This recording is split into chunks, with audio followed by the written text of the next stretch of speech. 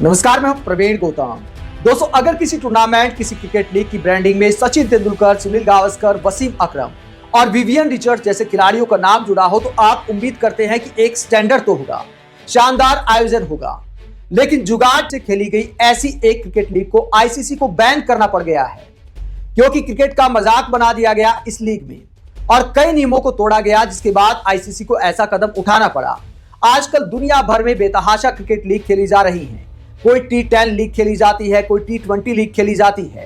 कौन आयोजन कर रहा है, किस लिए आयोजन कर रहा है, कई बार समझ नहीं आता, क्योंकि दर्शक तो देखने तक नहीं जाते। ऐसे में सवाल ये उठता है कि जो बड़े बड़े खिलाड़ी इन लीग में खेलने आते हैं, छोटा मोटा पैसा लेकर तो आते नहीं होंगे, तो आखिरकार इनका पैसा कहां से वसूल होता है और जुगाड़ से ऐसी लीग क्यों खिलाई जाती है?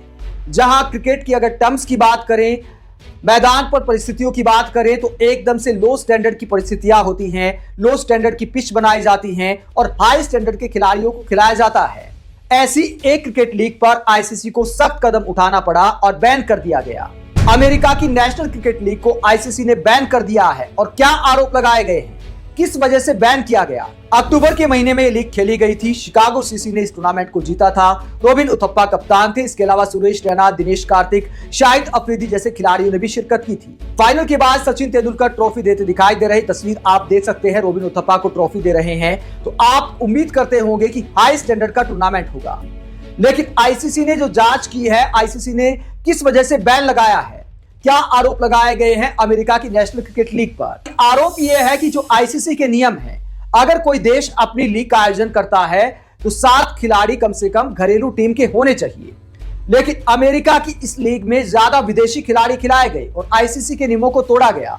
इसके अलावा इतनी घटिया पिच बनाई गई कि तेज गेंदबाज भी स्पिन गेंदबाजी कर रहे थे। तो आप टूर्नामेंट के स्टैंडर्ड का अंदाजा लगा सकते हैं। इसके अलावा पैसा बचाने के लिए अमेरिका में जो स्पोर्ट्स वीजा मिलता है, उसकी बजाय दूसरी तरह के वीजा से खिलाड़ियों को बुलाया गया और खिलाया गया। ये तमाम आरोप इस लीग पर लगाए गए हैं और आईसीसी ने साफ कर दिया है कि भविष्य में इस लीग का आयोजन नहीं किया जाएगा। इसको आईसीसी मान्यता नहीं देगा। और भी कई सारे शक इन लीग को लेकर कई बार पैदा होते हैं। हालांकि आईसीसी ने इस लीग पर तो बैन लगा दिया, लेकिन दुनिया भर में जो T10 और T20 लीग हो रही हैं, आईसीसी को उस पर कड़ी नजर रखनी चाहिए, क्योंकि कई बार मैच फिक्सिंग की बातें भी सामने आती हैं, स्पोर्ट फिक्सिंग की बातें भी सामने आती हैं। और जब आप इन लीग में देखेंगे तो कई अजीबोगरीब घटनाएं होती हैं। एक फुट की नो बॉल फेंकी जाती हैं। इसके अलावा स्पिन गेंदबाज लगातार 3-3 नो बॉल अगर फेंक देता है तो आखिरकार इसके क्या मायने? क्या कभी कोई स्पिन गेंदबाज लगातार 3 नो बॉल डाल सकता है? लेकिन इन लीग में ऐसी अजीबोगरीब कई घटनाएं देखने को मिलती है जो कई तरह के शक पैदा करती है कि आखिरकार इन लीग का आयोजन क्यों हो रहा है। आप दुनिया भर में हो रही इन तमाम क्रिकेट लीग को लेकर क्या सोचते हैं? कमेंट बॉक्स पर अपनी राय जरूर दें। साथ ही देखते रहिए पब्लिक मीटर।